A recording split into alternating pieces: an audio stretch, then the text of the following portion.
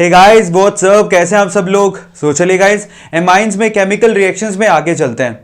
अब हम लोग कर रहे हैं हिंसबर्ग टेस्ट, एक ऐसा टेस्ट जिसके थ्रू हम लोग 1 डिग्री 2 डिग्री और 3 डिग्री एमाइंस में फर्क जान सकते हैं। हमें मालूम पड़ सकता है सीधे सीधे कि ये 1 डिग्री एमाइन का रिजल्ट है, ये 2 डिग्री एमाइन का रिजल्ट है और ये 3 डिग्री एमाइन का रिजल्ट है।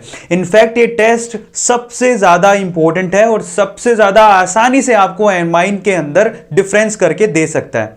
सो चलिए गाइस वीडियो को शुरू करते हैं। नाम क्या है जरा चेक करिएगा। यहां पर अब हम लोग क्या करने वाले हैं, एमाइन का केमिकल रिएक्शन करवाने वाले हैं एराइल सल्फोनिल क्लोराइड से, जिसको हम लोग हिंसबर्ग रिएजेंट भी कहते हैं। मैं लिख देता हूं, इसको हम लोग हिंसबर्ग रिएजेंट भी कहते हैं, जो कि 1 degree 2 degree and 3 degree amine में क्या करता है, आपको फर्क बताता है और बिल्कुल एग्जैक्ट आइडिया दे देता है कि ये 1 डिग्री, ये 2 डिग्री और ये 3 डिग्री है। ठीक है। सो सबसे पहले हम लोग क्या करने वाले हैं, यहां पर कुछ इंपॉर्टेंट पॉइंट लिखते हैं, केमिकल रिएक्शन लिखते हैं। ठीक है, फिर एक एक करके मैं आपको समझाता हूं। इसमें मैकेनिज्म नहीं है, बहुत स्ट्रेट फॉरवर्ड है, तो ध्यान से उसको देखना, अपने आप से समझ में आ जाएगा। ठीक है। सो जरा चेक करिए। सबसे पहले तो यहां पर क्या करना होता है, जरा चेक करिएगा। यहां पर हमें यहां पर किसको इस्तेमाल करना है, एराइल सल्फोनिल क्लोराइड को, इसको इस्तेमाल करना है। पहले तो मैं ये बता देता हूं ये क्या होता है। इसका फॉर्मूला जरा देखिए, ये होता है C6, लिखता हूं C6H5। ठीक है। उसके बाद यहां पर सल्फर, एक ऑक्सीजन ऊपर लगा रहा हूं, एक ऑक्सीजन नीचे लगा रहा हूं और यहां पर क्लोरीन। इसको बोलते हैं एराइल सल्फोनिल क्लोराइड। ठीक है, इसको बेंजीन सल्फोनिल क्लोराइड कहेंगे एग्जैक्टली, क्योंकि यहां पर C6H5 इस्तेमाल किया गया है। तो इसका नाम लिख देता हूं, इसका नाम है बेंजीन।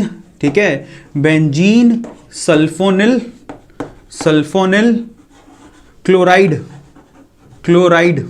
ठीक है, और इसे हम लोग हिंसबर्ग रिएजेंट भी कहते हैं। क्या कहते हैं, हिंसबर्ग रिएजेंट। बहुत इंपॉर्टेंट है, और ये हिंसबर्ग रिएजेंट से ही हिंसबर्ग टेस्ट परफॉर्म किया जाता है। इस हिंसबर्ग रिएजेंट से ही हिंसबर्ग टेस्ट परफॉर्म किया जाता है। अब बहुत ध्यान से चेक करिएगा, अब ये टेस्ट का सेंस क्या है, रिजल्ट को कैसे आइडेंटिफाई करते हैं। तो देखिए, फर्स्ट ऑफ ऑल सपोज करिए यहां पर 1 डिग्री एमाइन के साथ आप ये रिएक्शन कराते हो, तो अगर आपने 1 डिग्री अमाइन से रिएक्शन कराया तो ओवरऑल रिएक्शन में क्या होगा जरा चेक करो। देखिए 1 डिग्री अमाइन लिया मैंने, सपोज करो मैंने यहां पर ले लिया C2H5 और उसके बाद यहां पर ले लिया N और साथ में H2। सही है। अब हमें पता है इसमें नाइट्रोजन के पास होते हैं लोन पेयर, ये एज अ न्यूक्लियोफाइल काम कर सकता है, ये इलेक्ट्रॉन को डोनेट कर सकता है। ठीक है। अब आगे आ जाओ, बेंजीन सल्फोनिल क्लोराइड को देखो, C6H5 उसके बाद यहां पर सल्फर है ना, C6H5 उसके बाद सल्फर, और यहां पर है ऑक्सीजन नीचे, ऑक्सीजन ऊपर और साइड में क्लोरीन। अब ये जो सल्फर है ना, वो बेचारा सल्फर है और उसके साथ में एक बहुत अच्छा लिविंग ग्रुप है, तो आप आसानी से समझ ही गए होंगे कि ये सल्फर बेचारा क्यों है, क्योंकि उसके ऊपर नीचे और इस तरफ ये ऐसे ग्रुप है जिनकी इलेक्ट्रोनेगेटिविटी अच्छी है। इसका मतलब ये बेचारा है, इसको जरूरत है किसकी, इलेक्ट्रॉन्स की। इस पे पॉजिटिव है, पार्शियल पॉजिटिव है और अच्छा लिविंग ग्रुप भी दिख रहा है। तो इस केस में क्या होगा, सबसे पहले नाइट्रोजन इस सल्फर को क्या करेगा, इलेक्ट्रॉन डोनेट करेगा और वहां पर बॉन्ड बनाने की कोशिश करेगा। उस केस में पहले ऑक्सीजन इलेक्ट्रॉन को खींचेगा, ये वही काम है, हम बार बार करते रहते हैं, वही काम वापस करना है। ऑक्सीजन पहले इलेक्ट्रॉन खींचेगा, फिर वापस फेंकेगा और से लिविंग ग्रुप यहां से निकल जाएगा। SNAE रिएक्शन होगी, इसको SNAE मैकेनिज्म बोलते हैं। ठीक है। सो ये हमने पहले भी बहुत बार देखा है। तो लिविंग ग्रुप लीव करके निकल गया, तो इसके और उसके बीच में बॉन्ड बन गया। अब देखिए यहां पर क्या बना, जरा चेक करिएगा। सो फाइनली जो नया कंपाउंड बना है वो नीचे लिखता हूं। ठीक है। तो सबसे पहले तो आपने इसकी रिएक्शन 1 डिग्री अमाइन से कराई, तो बना क्या है, यहां लिख रहा हूं, दिस इज C2H5, उसके बाद यहां पर N, ये हाइड्रोजन दिखाई दे रहा है। उसके बाद ये नाइट्रोजन ने सल्फर के साथ बॉन्ड बनाया है, तो ये सल्फर, ऊपर है ऑक्सीजन, नीचे है ऑक्सीजन, यहां पर है C6H5।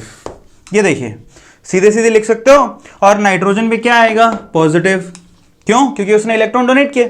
क्लियर होता है। अब देखिए सीन कुछ ऐसा है कि अब आगे क्या होगा, यहां से ये नाइट्रोजन क्या करेगा, सबसे पहले तो अपने पॉजिटिव यानी कि अपनी भूख को खत्म करेगा। उस केस में ये क्या करेगा, एक हाइड्रोजन को यहां से फ्री कर देगा, कुर्बानी दे देगा। ठीक है। सो फाइनली एक हाइड्रोजन यहां से निकलेगा, उसके इलेक्ट्रॉन खींचेगा और अपनी भूख को शांत करेगा। और अगर ऐसा करता है तो हम लोग यहां तक पहुंच गए। जरा चेक करिएगा, ये हम लोग पहुंच गए C2H5, उसके बाद ये रहा नाइट्रोजन, उसके पास अब एक ही हाइड्रोजन बचा है, उसके बाद यहां पर है सल्फर, ऊपर है ऑक्सीजन, नीचे भी ऑक्सीजन, यहां पर है C6H5। अब देखिए आगे का सीन क्या है। यहां तक में हम लोग इसका इससे रिएक्शन कराएं तो रिएक्शन हो रहा है, और रिएक्शन होने के बाद आपके पास ये कंपाउंड बना है। मजे की बात देखिए, ये कंपाउंड अगर आगे आप इसमें एल्कली में इसको घोलते हैं, मतलब अगर आपने इसकी रिएक्शन NaOH से करवा दी तो ये सॉल्युबल है, घुल जाएगा आराम से। क्यों घुल जाएगा जरा चेक करो। यहां पर एसिडिक हाइड्रोजन है, कोई चीज क्यों घुलती है, जिसमें इंटरमोलिकुलर बॉन्डिंग हो जाए कैसे भी करके, तो वो चीज घुल जाएगी। तो NaOH में ये चीज घुल जाएगी, सॉल्युबल होगी और एक सॉल्युबल सॉल्ट बना लेगी। उसका रीजन क्या है, NaOH क्या देगा, OH माइनस, और ये OH माइनस क्या करेगा, इस हाइड्रोजन को अपनी तरफ खींचेगा, और ये यहां से हाइड्रोजन को खींचेगा तो ये दोनों बॉन्डेड इलेक्ट्रॉन नाइट्रोजन की तरफ शिफ्ट हो जाएंगे। ये OH माइनस है और ये Na प्लस है, ठीक है। सो OH माइनस ने इस हाइड्रोजन को खींचा और Na प्लस इस नाइट्रोजन के साथ जाके लग गया। बहुत सिंपल है। और फाइनली क्या बना जरा चेक करो, यहां पर C2H5, उसके बाद यहां पर नाइट्रोजन, हाइड्रोजन यहां से गायब, sulphur, double bond oxygen, double bond oxygen, यहां पर C6H5, इस नाइट्रोजन पे है माइनस और इसके साथ सोडियम जुड़ चुका है प्लस में, एक सोल्ट बना लेगा जो कि सॉल्युबल है। अब इस चीज को चेक करो, कई लोगों को लगता है बड़े बड़े से फॉर्मूले हैं, कुछ नहीं है इसके अंदर। यहां पर 1 डिग्री अमाइन लिया, ये है बेंजीन सल्फोनिल क्लोराइड, सल्फर के साथ नाइट्रोजन ने बॉन्डिंग बनाई, क्लोरीन निकल गया। उसके बाद यहां से हाइड्रोजन से इलेक्ट्रॉन खींच लिए नाइट्रोजन ने अपनी भूख शांत करने के लिए। वापस से जो कंपाउंड है वो एल्कली में घुल जाएगा, क्यों, क्योंकि इसके पास एसिडिक हाइड्रोजन है, घुल के एक सॉल्युबल सॉल्ट बनाएगा, तो ये सॉल्युबल है, दिखाई दे रहा है। ये 1 डिग्री अमाइन का रिएक्शन है जो काफी आगे तक चला, ये देखो क्लियर होता है। सो 1 डिग्री अमाइन यहां पर 2 बार रिएक्शन कर रहा है, एक बार तो किसके साथ कर रहा है, यहां पर बेंजीन सल्फोनिल क्लोराइड के साथ, तो ये आपकी फर्स्ट रिएक्शन मानी जाएगी। ये आगे फर्दर रिएक्शन भी कर रहा है NaOH के साथ, ये आपकी सेकंड रिएक्शन है, और उसके बाद उसने एक सॉल्युबल सॉल्ट बनाया। कितना आसान है जरा चेक करो। लेकिन अगर हम बात करें 2 डिग्री और 3 डिग्री की, तो वो केमिकल रिएक्शन हम थोड़ी देर में देखते हैं, लेकिन उससे पहले इसका स्क्रीनशॉट ले लीजिए, उसके बाद आगे चलते हैं, ले लीजिए। सो चलिए गाइस, अब आगे चलते हैं। 2 डिग्री अमाइन और 3 डिग्री अमाइन हिंसबर्ग रिएजेंट से कैसे रिएक्शन करता है उसको चेक करिए, उससे आपको क्लियरली अंदाजा हो जाएगा कि हम लोग किस तरह से 1 डिग्री, 2 डिग्री और 3 डिग्री अमाइन में फर्क कर सकते हैं। तो देखिए यहां पर अब मैं ले रहा हूं 2 डिग्री अमाइन, तो मैं लिखता हूं 2 डिग्री अमाइन में क्या होता है, ये देखिए अगेन मैं यहां पर C2H5 लिख देता हूं, ठीक है। उसके बाद यहां पर N एंड देन H, और यहां पर C2H5। इस बार 2 डिग्री अमाइन के पास सिर्फ एक ही हाइड्रोजन है, क्लियर होता है। अब इस केस में क्या होगा, अब यहां पर जरा चेक करो, इस नाइट्रोजन के पास भी लोन पेयर है। अब इसकी रिएक्शन कराते हैं अपन किससे, C6H5, और उसके बाद यहां पर है सल्फर, ठीक है, यहां पर ऑक्सीजन, यहां पर ऑक्सीजन और यहां क्लोरीन। ये है हिंसबर्ग रिएजेंट। यहां से फिर से नाइट्रोजन क्या करेगा, इस सल्फर को लोन पे डोनेट करेगा, ये फिर से इलेक्ट्रॉन खींचेगा, वापस से बैक बॉन्डिंग करेगा, क्लोरीन यहां से बाहर निकल जाएगा। सो इस केस में क्या बनेगा जरा चेक करो। उस केस में कंप्लीटली लिखता हूं, देखो C2H5, उसके बाद ये है नाइट्रोजन। अब इस नाइट्रोजन के बाद 2 ग्रुप है, हाइड्रोजन और एक C2H5, ठीक है। सो यहां पर ऊपर लिख देता हूं हाइड्रोजन, नीचे लिख देता हूं C2H5, उसके बाद यहां पर है सल्फर, उसके बाद यहां पर ऑक्सीजन, नीचे भी ऑक्सीजन, और यहां पर है C6H5। रिएक्शन हुआ, बिल्कुल हुआ, इसने कर लिया रिएक्शन, आगे कंपाउंड भी बन गया, और इस नाइट्रोजन पे आ गया पॉजिटिव। ये अपनी भूख को शांत करने के लिए हाइड्रोजन से इलेक्ट्रॉन खींचेगा और H+ फॉर्म में बाहर हो गया। अब आगे चेक करिए, यहां पर ये बन गया C2H5, उसके बाद नाइट्रोजन, यहां पर C2H5, उसके बाद यहां पर सल्फर, ऑक्सीजन, ऑक्सीजन, यहां पर C6H5। अब मैं आपसे एक सवाल पूछता हूं, अगर फर्दर मैं यहां रिएक्शन कराऊं NaOH से, तो क्या रिएक्शन हो पाएगी, नहीं होगी। क्यों, क्योंकि यहां पर इस नाइट्रोजन के पास हाइड्रोजन अब है ही नहीं, मतलब ये अब कंपाउंड एल्कली में घुल नहीं सकता है, तो यहां पर कोई रिएक्शन नहीं होगा फर्दर, क्लियर हो गया। अब आप देख रहे हैं कि 1 डिग्री अमाइन तो NaOH से रिएक्शन कर रहा था, हिंसबर्ग रिएजेंट से रिएक्शन के बाद NaOH से रिएक्शन पॉसिबल थी, लेकिन यहां पर पॉसिबल नहीं है, क्योंकि इस नाइट्रोजन के पास कोई एसिडिक हाइड्रोजन ही नहीं है, इसका उससे रिएक्शन का बनता ही नहीं है, क्योंकि इनके पास कोई एसिडिक हाइड्रोजन ही नहीं है। तो यहां पर तो सिर्फ लोन पेयर है और तो कुछ है नहीं, रिएक्शन पॉसिबल नहीं है, क्लियर हो गया। सो स्ट्रेट फॉरवर्ड यहां से मालूम पड़ रहा है कि 2 डिग्री अमाइन सेकंड वाला रिएक्शन नहीं करेगा। यहां तो फर्स्ट वाला रिएक्शन तो कम से कम हो रहा है, पर सेकंड वाला रिएक्शन नहीं होगा, मतलब यहां पर कोई सॉल्युबल साल्ट नहीं बनेगा, यहां पर स्ट्रेट फॉरवर्ड ये जो कंपाउंड है वो नीचे बैठ जाएगा। समझ में आया। अब यहां पर हमने 2 डिग्री अमाइन को भी देख लिया, अब आप खुद से दिमाग लगाओ ना, व्हाट अबाउट 3 डिग्री अमाइन। अब मैं यहां पर इस बॉक्स में लिखता हूं, ये 2 डिग्री अमाइन का हो गया। अब अगर मैंने तीसरे रिएक्शन में 3 डिग्री अमाइन का रिएक्शन करवाने की कोशिश करी तो क्या होएगा, तो आप बताओ। 3 डिग्री अमाइन का मतलब क्या है, ये नाइट्रोजन, उसके ऊपर C2H5 लगा देते हैं, इस पर भी C2H5 लगा देते हैं और इस पर भी C2H5 लगा देते हैं। अब अगर इसकी रिएक्शन आपने किससे करवाई, C6H5, उसके बाद सल्फर, ऑक्सीजन, ऑक्सीजन और यहां पर क्या है, क्लोरीन। अब आप बताओ कि ये रिएक्शन पॉसिबल है क्या, ध्यान से सोच के बताइएगा।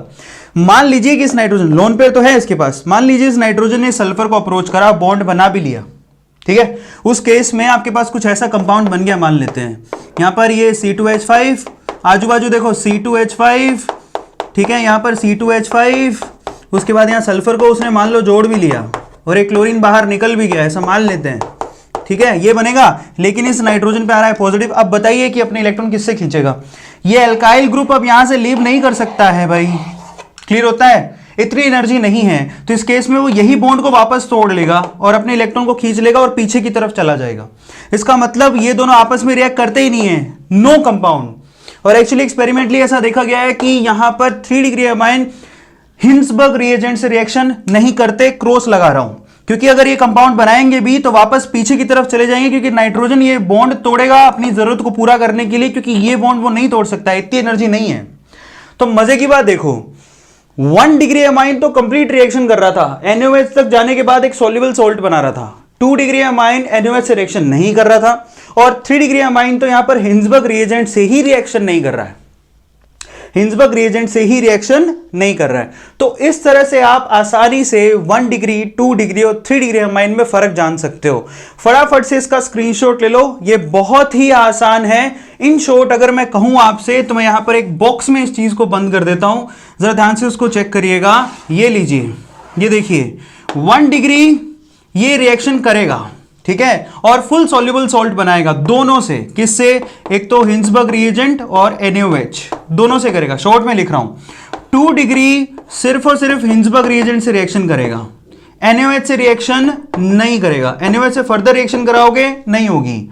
लेकिन अगर मैं बात करूं यहां पर 3 डिग्री अमाइन की, तो 3 डिग्री कहीं भी रिएक्शन पॉसिबल नहीं है। 3 डिग्री ना तो ये HR से रिएक्शन करेगा, ना ये NaOH से रिएक्शन करेगा।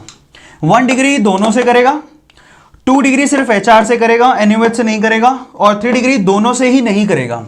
इस तरह से आप आसानी से 1 डिग्री, 2 डिग्री और 3 डिग्री अमाइन का टेस्ट कर सकते हो, और इसी को हम लोग हिंसबर्ग टेस्ट बोलते हैं, जो कि बहुत आसान है। चेक कर लीजिएगा हिंसबर्ग रिएजेंट क्या है। This is benzene sulphonyl chloride. सबको याद हो गया, स्क्रीनशॉट लो। सो फाइनली गाइस, ये हमने एक और नेमिंग केमिकल रिएक्शन खत्म की है। कई बार इस पे सवाल आता है, ऐसे लिखा होगा the amine which react with Hinsberg as well as with NaOH, ठीक है। इसका मतलब किसकी बात कर रहा है, 1 degree. The amine which only react with Hinsberg but do not react with alkali, मतलब 2 डिग्री अमाइन। इस तरह से लाइनें दी होती हैं जिससे आपको आगे बढ़ना होता है क्वेश्चन में। तो ऐसे सवाल बहुत पूछे जाते हैं। मैं फिर से कहूंगा, आज जो दोनों केमिकल रिएक्शन करवाई गई हैं वो दोनों की दोनों बहुत ज्यादा इंपॉर्टेंट है। एक तो नाइट्रस एसिड के साथ रिएक्शन जो कराई इससे पहले देखी है, दूसरा हिंसबर्ग रिएजेंट से। दोनों बहुत इंपॉर्टेंट है। मैं आपसे कहूंगा दोनों की अच्छे से प्रैक्टिस करो। अब ज्यादा कुछ एमाइंस में नहीं बचा और हम लोग बहुत जल्दी डायएजो को भी कंप्लीट कर लेंगे। टिल देन गाइज, आप लोग याद रखिए, do subscribe, do like, do comment, और आप ये सब जब भी करते हैं हमें बहुत खुशी होती है और हमारा मोरल बूस्ट होता है। चलिए गाइज, अब अगली वीडियो में मिलेंगे। Till then, thank you so much, thanks a lot.